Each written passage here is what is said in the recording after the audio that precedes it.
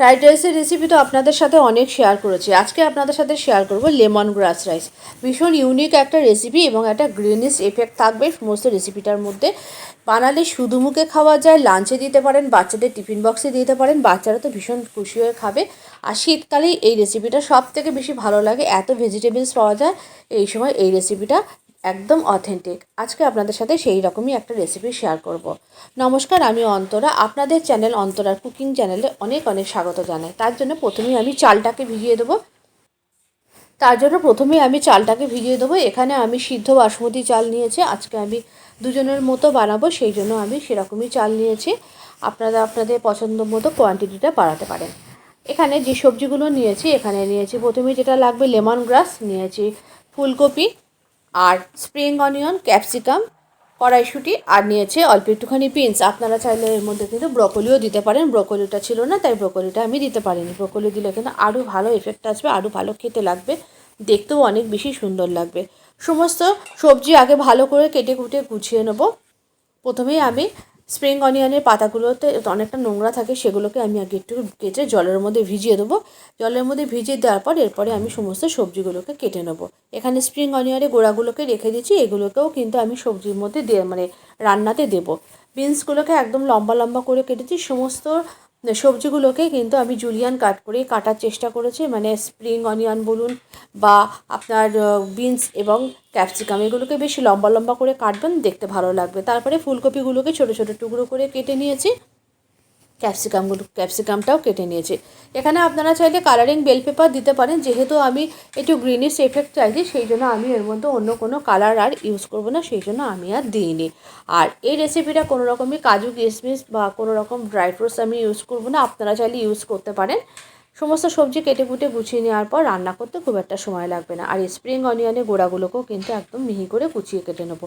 এগুলো রান্নাতে দিলে খেতে খুব ভালো লাগবে, এর একটা সুন্দর ফ্লেভার আসে। এদিকে গ্যাসে জল বসিয়ে দিয়েছি, জলটা বেশ গরম হয়ে গেছে, দুটো তেজপাতা দিয়ে জলটা বসিয়েছি। তারপরে আগে থেকে ধুয়ে জল ঝরানো যে চালটা তার মধ্যে দিয়ে দিয়েছি। ভাতটা হতে একেবারেই সময় লাগবে না। এর মধ্যে আমি ডিম দেবো, তার জন্য আমি 3টে ডিম ফাটিয়ে নিলাম, অল্প একটু লবণ দিয়ে ডিমটাকে ফাটিয়ে নিয়েছি। এরপরে সোজাসুজি রান্নায় চলে যাব। গ্যাসের ওপর আমি একটা কড়া বসিয়ে দিয়েছি, কড়াইতে দিয়ে দিয়েছি তেল। তেলটা ভালো মতো গরম হলে প্রথমে আমি ডিমগুলোকে ভেজে নেব। ডিমগুলোকে একেবারে খুব ভীষণ ঝুড়ো ঝুড়ো ভাজবো না, অল্প একটুখানি গোটা গোটা রেখে ভাজবো, তাতে দেখতে ভালো লাগবে এবং খাওয়ার সময় মুখে পড়বে, সেটা খেতে ভালো লাগবে। ডিমগুলোকে ভেজে নিয়েছি। তারপরে কড়ার মধ্যে আমি আবারও তেল দিয়ে দিয়েছি। তেল দিয়ে প্রথমেই আমি ফুলকপিগুলোকে একটু ভেজে নেব।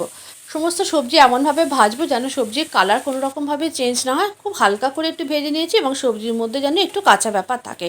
তারপরে বিনসগুলোকে দিয়ে দিয়েছি।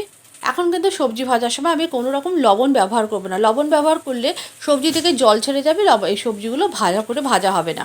তারপরে ক্যাপসিকামগুলো দিয়ে দিয়েছি। ক্যাপসিকামগুলো দিয়েও ভালো করে একটু নাড়াচাড়া করে নিয়েছি, এরপরে তুলে নিয়েছি। এরপরে আমি কড়ার মধ্যে আবারও তেল দিয়েছি। তেল দিয়ে প্রথমেই আমি যে স্প্রিং অনিয়নের গোড়াগুলো ছিল কেটে রেখেছিলাম, সেইটা কুচিয়ে রাখা, সেটাকে আমি এর মধ্যে দিয়ে দিয়েছি। খুব হালকা একটু শ্যালো ফ্রাই করব, খুব বেশি ভালো করে ভাজবো না। তারপরে এর মধ্যে যে আগে থাকতে সবজিগুলো ভেজে রেখেছিলাম সেইগুলো দিয়ে দেবো। এই সময় আমি স্বাদ অনুযায়ী দিয়ে দেবো লবণ এবং চিনি। আর এর আগে কিন্তু দিলে ভালো লাগবে না, বললাম যে আগে থাকতে জল ছেড়ে যাবে, মানে রাইসটা জল জলে হবে। এরপরে আমি নুন চিনিটা দেওয়ার পর এর মধ্যে কিন্তু ভেজে রাখা ডিমটাও দিয়ে দিয়েছি একসাথে। দেওয়ার পর সবজিটা একটু হালকা করে ভেজে নিয়ে এর মধ্যে খুব সামান্য একটু গরম মশলা দিয়েছি, মানে একেবারে না দেওয়ারই মতো, যেন কোনো রকম, মানে লেমন গ্রাসের একটা নিজস্ব ফ্লেভার থাকে, সেই ফ্লেভারটা যেন কোনো রকমভাবে নষ্ট না হয়। আর এরপরে তেজপাতা দুটো তুলে ফেলে দিয়েছি, দিয়ে এর মধ্যে রাইসটা দিয়েছি। রাইসটা দিয়ে ভালো করে নাড়াচাড়া করে সমস্ত এই লেমন রাইসটাকে কিন্তু খুব ভালো করে আমি ভেজে নেব। আর এরপরে এর মধ্যে লেমন গ্রাস যেটা রেখেছিলাম, সেই লেমন গ্রাসটা ধুয়ে রেখেছিলাম, লেমন গ্রাসটাকে আমি এর মধ্যে কুচি কুচি করে দিয়ে দেবো। লেমন গ্রাস দেওয়ার পর কিন্তু আমি আর একেবারেই ভাতটাকে আর ভাজবো না, মানে একদম শেষে লেমন গ্রাসটাকে দেবো। দেওয়ার পর আমি ঢাকনা চাপা দিয়ে এটাকে রেখে দেবো প্রায় 10 মিনিট মতো। তারপরে আমি এটাকে সার্ভ করব। এর মধ্যে কিন্তু আমি কোনো রকম গোটা গরম মশলা বা কোনো কিছু ইউজ করিনি, যার জন্য কিন্তু মানে আমি চাইছি না কোনো রকমভাবে লেমন গ্রাসের ফ্লেভারটা পাল্টে যাক আর কি। তো এরপরে আমি রান্না হয়ে গেছে, আমি এরপরে এটাকে একটা প্লেটের মধ্যে সার্ভ করে নিয়েছি। কী সুন্দর ঝরঝরে রাইস হয়েছে দেখুন। আপনারা এটা আপনারা এটা আলুর দম, পনির, মাটন, চিকেন যে কোনো কিছুর সাথে খেতে পারেন। শুধু মুখেও খেতে পারেন। একটু ডেকোরেশনের জন্য আমি একটু লেমন গ্রাস দিয়ে দিয়েছি। রেসিপিটা কেমন হয়েছে অবশ্যই জানাবেন। আজকের রেসিপিটা যদি আপনাদের ভালো লেগে থাকে অবশ্যই একটু কমেন্ট করে জানাবেন।